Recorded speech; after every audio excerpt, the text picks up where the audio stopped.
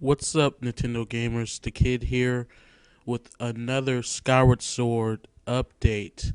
I haven't got this update done really, when the news came out. So sorry if you guys were expecting this update, but here it is now. So new information, screens, and trailers came out on a Japanese site for Skyward Sword, and wow, this game is about a week away now. So next Sunday, we'll all have this playing it finally after 4 or 3 years of, having the first info on this game.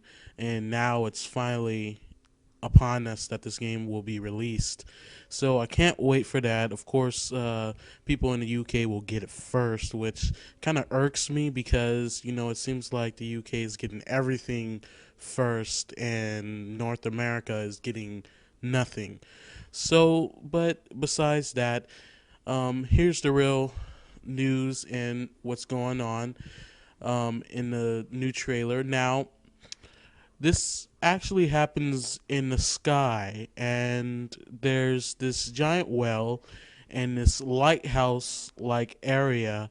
It's unclear if this place is actually a dungeon or a side mission, if it's relevant to the story, to progress the story or anything. So it's kind of nonchalant when it comes to this revealing on the site. It doesn't really tell you what is the real purpose. What is this area? What is this place or anything? But here it is. What we seen in a trailer once from the 3DS conference, and it's this giant well, which people are calling the windfish, and you know, apparently it is not evil, since what it says here is that it's under attack, and you see these little or these worm-like things on it, and the whale looks really old, very old.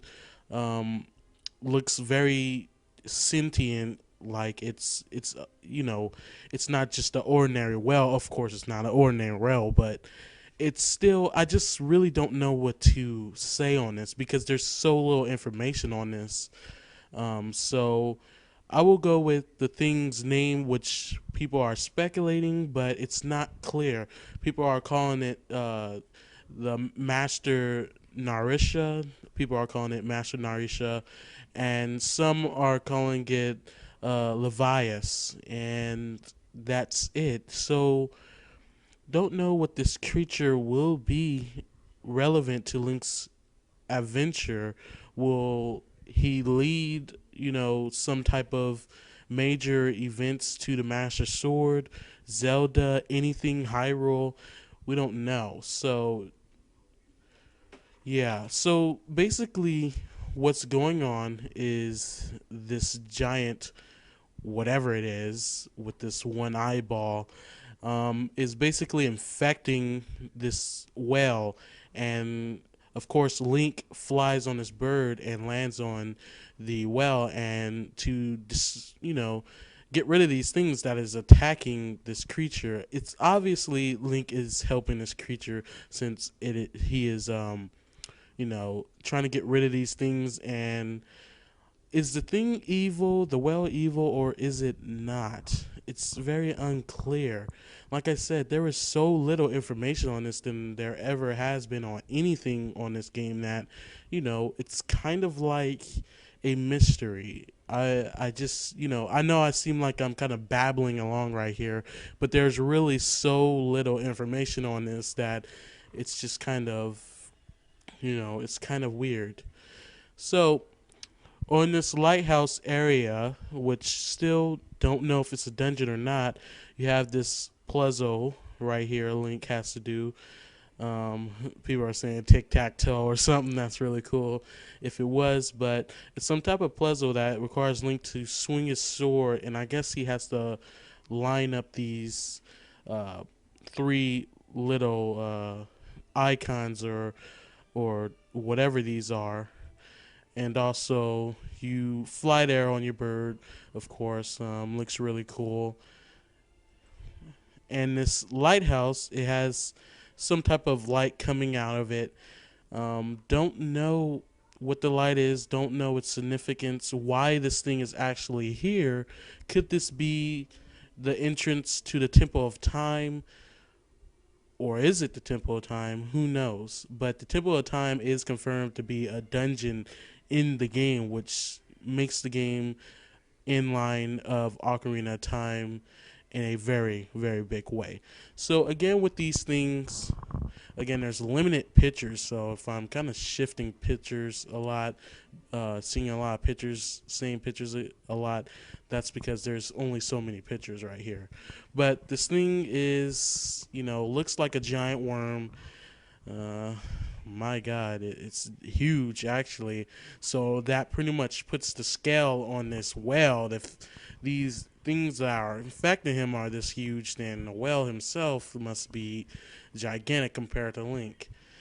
And so Link is helping this thing, and that's really all I can tell you guys. There's just so little information that I really have nothing much to say about this. But other than that, other than this stuff, I want to talk about the review scores that have been released by IGN, game trailers, and I think those are the only ones right now that that I feel are relevant. Those are the sites that I go to the most. So while GameSpots is still under development, I don't know why they just won't come out with a review. IGN has gave the game a perfect score, a 10.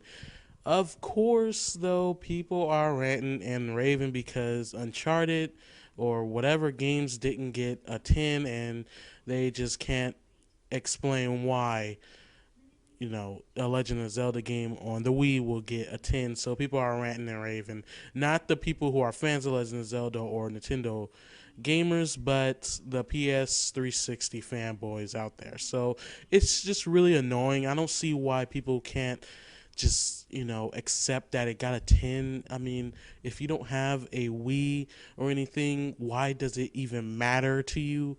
I don't know. That's just how these people work. I mean, it's very ignorant, it's very stupid, and it makes absolutely no sense why they pay attention to these things that they don't like. I mean, if you don't like something, don't read about it, don't try to see anything about it, just leave it alone. It's like some type of obsession. But the game got a perfect score, which kind of makes me happy. People, again, fanboys are saying Nintendo paid off these game companies to give it a good score. Now, I know that is possible with game companies to do that, but really, Nintendo doesn't need to do that.